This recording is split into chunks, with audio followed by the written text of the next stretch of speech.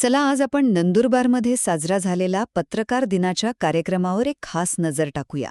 हा कार्यक्रम होता मराठी पत्रकारितेचे जनक बाळाशास्त्री जांभेकर यांच्या जयंतीनिमित्त. आणि या निमित्ताने जिल्ह्यातील पत्रकार मोठ्या संख्येने एकत्र आले होते. पत्रकारितेच्या आजच्या स्थितीवर आणि भविष्यावर चर्चा करायला. तर यातली पहिली महत्त्वाची गोष्ट, कार्यक्रमाचे अध्यक्ष योगेंद्र दोरकर यांनी पत्रकारितेचे बदलत्या स्वरूपावर आणि पत्रकारांच्या सामाजिक जबाबदारीवर खूप भर दिला. प्रमुख पाहुणे सूर्यभान राजपूत यांनी तर आजच्या पत्रकारांना एक प्रकारे आवाहनच केलं. ते म्हणाले की निर्भीड आणि सत्यनिष्ठ राहून लोकांच्या हितासाठी काम करणं हाच बाळशास्त्री जांभेकरांचा खरा वारसा आहे. पत्रकार संघाच्या मनोमिलनाबद्दल मी खूप काही बोलेल अशी कृपया अपेक्षा करू नका, कारण जे बोलेल ते सर्व वादग्रस्त असेल. या मनोमिलनात ज्या महत्वाच्या लोकांनी भूमिका बजावली त्यात सर्वात आधी निलेश पवार, समुदायाचे सुनील सूर्यवंशी आणि रमाकांत बापू, या तिघांनी आम्हाला दोघांना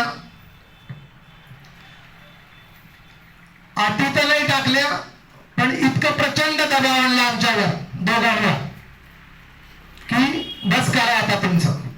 आणि आम्ही दोघांनी हे पण मान्य केलं मित्रांनो की हिरालाल भाऊंचं पत्रकार संघात वेगळं असणं त्यांना काहीच फायदा देऊन गेला नाही आणि मलाही काहीच फायदा देऊन गेला नाही. आम्हाला दोघांना प्रचंड वेदना झालेल्या आहेत, पण त्या वेदना सहन करायलाच लागणार होत्या.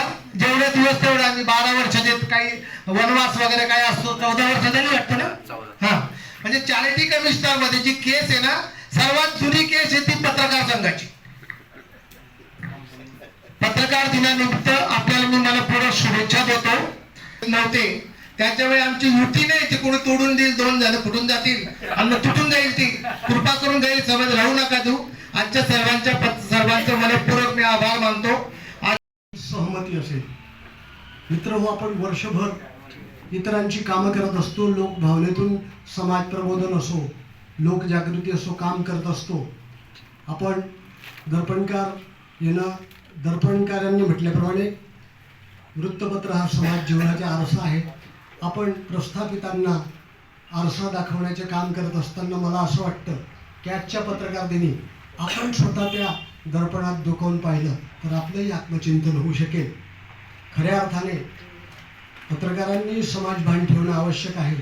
ज्या पत्रकारांची पिढी समाजभान ठेवून कार्यरत राहते ती खरंच सशक्त समाज निर्मिती करते. त्यातच कोणत्याही समाजाचं, गावाचं, देशाचं यश सामावलेलं असतं. 2 प्रतिनिधी या निवडणुकीत होते, हिरालाल भाऊ आणि विशाल बाबा. ते म्हणाल की 50% प्रतिनिधित्व मिळालं, पण मी त्यांचे अभिनंदन करतो. मित्र, नवनिर्वाचित हिरालाल भाऊ निवडून आले त्याबद्दल पत्रकार संघातर्फे